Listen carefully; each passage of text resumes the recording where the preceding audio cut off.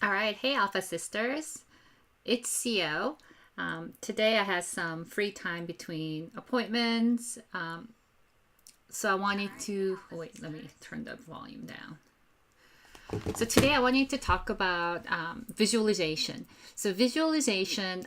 Yesterday I posted a video of celebrities, really successful celebrities talking about the power of visualization, power of law of attraction and manifesting, and kind of picturing and visualizing where you want to be or success or the state of happiness or feeling you want to be and how to eventually manifest yourself being there. So there was a video. So if you haven't watched it, just scroll down and find the video. It has a Denzel Washington on it. So watch that video. But visualization is a technique that used by Olympic level athletes, in entrepreneurs and business people, and also spiritual people, on creating the outcome or results they're looking for. So, athletes try, visualize, their perfect performance, and business people visualize, the like this is not my favorite thing, but people like visualize, oh, I'm gonna drive this car, making vision boards. Making vision board is part of visualization, right? um, and I'm not so keen on people putting like Mercedes and house and vacation, but people put that on vision board to visualize truly the things they're looking for. So there are many different ways, but I want you to share. I'm a big believer in visualization because I actually have a personal experience in how it works. So I wanted to share my personal story on visualization, just a quick one.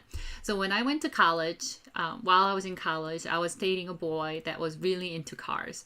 So he drove this really old, cool sports car that was stick shift. So you know how some young boys that who are really into their own car wouldn't let anybody else drive their car, right? Because you're gonna mess up my car. So I drove this boy. I mean, I didn't drive this boy. I dated this boy for about 2 years, and I was never allowed to drive his car. But I was really wanting to learn how to drive a stick shift. But he's like, no, you're gonna ruin my transmission. You can't. But he was really willing to explain to me how to drive. So he explained to me how to. So if you guys drive a stick shift, it's the clutch, right? So really stepping on the clutch and then stepping off really gently and then shifting the gear when the RPM hits certain point. I mean, that's exactly it. And then what to do when you stop, what to do to downshifting uphill. So all these things. So he taught me how to do it verbally, but I really wanted to learn how to drive sticks. So when I was driving my own car, which was automatic, I would just kind of pretend and visualize I was driving a stick shift. So this sounds silly, but I did that for a few months. And then I stopped. So I did that for a few months. I stopped. I broke up with the boy. Time passed. Maybe years passed. And then I ended up buying my first new car right out of college once I got a job, like my first new car. So I went to the dealership, and the car really I wanted was this white Honda Accord brand new coupe. It's two-door, really nice. It was like 99, I think, guys. That was a long time ago. And the guy that I was seeing at the time, he's like, well, I know you always wanted to drive a stick shift. Why don't we just get a stick shift and I'll teach you? Because you told me that you never got to drive a stick shift. So anyway, so I decided to buy the car. But here's what happened, guys. Because I was visualizing how to drive the stick shift for a few months when I was dating that boy years ago in college and pretending that I was driving stick shift, when I got into this car to learn how to drive a stick shift, I started just driving. And there is no, like, I just started driving and it just threw everybody off. They were like, are you sure you never learned how? And I'm like, I don't know. I don't know. Like, I can drive stick. So that's personal experience to know that when you actually visualize just simple things like that, your subconscious mind and your brain learn it and make it happen. So that's how I learned drive. I mean, I learned how to drive a stick shift car from just visualizing and pretending that I was driving stick when I was driving my own automatic car for 4 months. So it took me 4 months of visualization. And then once, in like 3 or 4 years later, when I finally got my own stick shift car, I was able to just drive it like that. It didn't take me any learning curve. I was just driving. And ever since then, I've been driving stick shift cars. So I know the visualization work. So before I became all fitness person, big part of my life was rock climbing. I was really into rock climbing, and rock climbers are a big fan of mental work, mindset work, and visualization, because you have to kind of look at the route, and there's certain parts in that route that you need to do to transition from a move without falling. And one of the big technique is you have to kind of visualize yourself climbing that route beautifully. You need to do that about 3 or 4 times, and then climb that route and climb it the exact same way that you visualized it, and that's how you could climb it smoothly. So it's a really common technique. Hey sis, are you back? I think my sister is back from Asheville. I hope she's back from Asheville. So anyway, visualization work. So when we work on our business or our performance, even though you're not an entrepreneur, you're working in a corporate job, but you have a big presentation to give.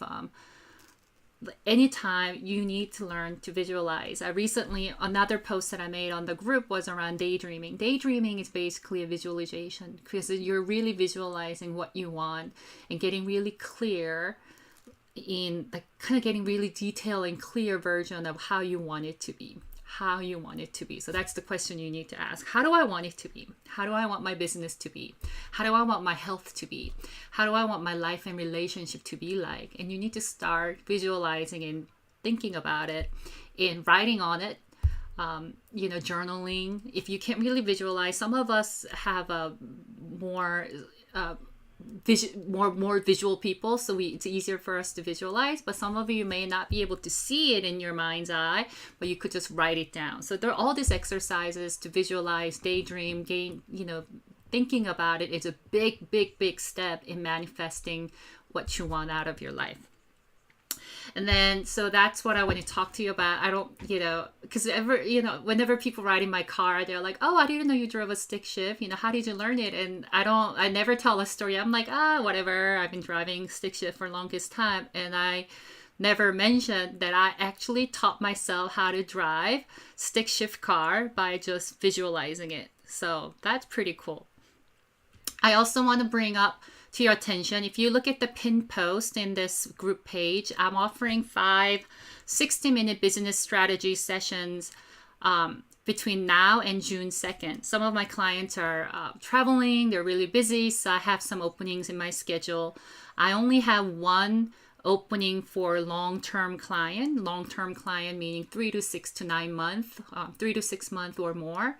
So I only have one opening for a new client that can work in 3 to 6 months. So right now I'm a little slower because my clients are traveling. So I wanted to fill that spot by helping and offering help to anyone in the group that's looking to grow their business or start a business. So I want you to think about that. So these are if you're in one of these situations, you should call me. So it's already coming to the end of May, so half a year is gone. If you have a certain business goal, whether it's a revenue goal or accomplishment goal for the year, and you don't really have a clarity how you're going to get there from between June and December. So whatever you've done from January to May, it's done. But then June to December, you don't know how to get to the revenue goal. Let's say you're had $100,000 revenue goal and you're at 35. You need to make up with 65, but you're just kind of not understanding where you're going to get this additional 65. You need to call me so I could help you kind of get, focused on what main directions you want to tackle to make that revenue goal. If you feel like you are doing things, but you're not making money. So if you feel like you're doing a lot of work, but you're not making money in your business, then we should really, I could really help you take a look at your efficiency and your focus, right? Because if you have a business but you're not making money, then you don't really have a business. Business is supposed to make money unless you're running nonprofit. Even nonprofit make money, right? Nonprofit makes money so you could self-sustain the business. So if you have a business but you're not making money, then either you have a hobby or you have a volunteer project, or if you get insulted by someone calling your business hobby, then you just have a passion project. So if you have a hobby, you have a passion project, or you have a volunteer project and you're happy with it, then you don't have to call me. But your intention is actually you were meant to make money, to self-sustain this passion of yours, make this into a business and self-sustaining, growing business, and you want some clarity and assistance on making that happen, call me. If you want to start a business, you've been thinking about starting a business because you have this burning desire or passion, or you actually have a really great idea you think and nobody has thought about, but that's where it's sitting right now, that you have a great idea or desire to start a business, but you haven't taken a step and you don't even know where to start, and or maybe you just started, but then now you're like, now what? Who do I talk to? What do I do next? Call me because I could help you. Starting business is easy. Starting businesses, you just start. Right? Once you start the business, figuring out how to get to where you want to get to, that's a place that you could really help assist. You could get some help. So call me. Don't call me if you are really happy with running a hobby business. Don't call me if you are really, really sensitive, so you don't like to be called out on things that you're not doing right. I mean, I'm not abrasive, but if it's a bad idea, I'm going to tell you it's a bad idea. So if you're truly, truly sensitive and don't want to hear other people telling you that what you're doing is not a great idea, then I'm probably not the right person. And then, and if you're not an action taker, so you've talked to all these people before, you got a mentorship before, you got a coach before, you got your friend or your husband, everybody told you what you needed to do, but you have not taken the action, then don't call me, because you just need to be an action taker, right? So if you are sitting in the same situation from last year because you haven't taken any action, then you really need to either be really motivated to take an action, or you need to really rethink about why you want to have your business. So I have 5 spots. It's $99 for 1 hour session. I can serve you fully, authentically, passionately. So if you guys are interested, message me. I could answer any questions for you. Some of you who I reached out and supposed to get back to me, let me know. Otherwise, I'll just hope that whoever comes in. My intention is, now that I'm visualizing it and I'm setting intention, my hope and my belief is my energy will attract the right people. So if you are the right people, call me and I'll talk to you guys later. Oh, some of you guys, today's Tuesday at 5:30 p.m. at Flora on Lombardi in the Fan Richmond, we're doing Alpha Sisterhood Happy Hour. So I hope you guys can make it. Michelle Jones is totally hooking us up with some great snacks and food that we could share, so we could have alcoholic or non-alcoholic cocktails and really be able to mingle and hang out, because we haven't really done any social events for Alpha Sisterhood. So super excited to be able to hang with some of you. So I hope you guys can make it. Maybe I'll do some Facebook Live while we're there so you could at least see what's going on. All right, well, have a great day, guys, and talk to you tomorrow. Bye.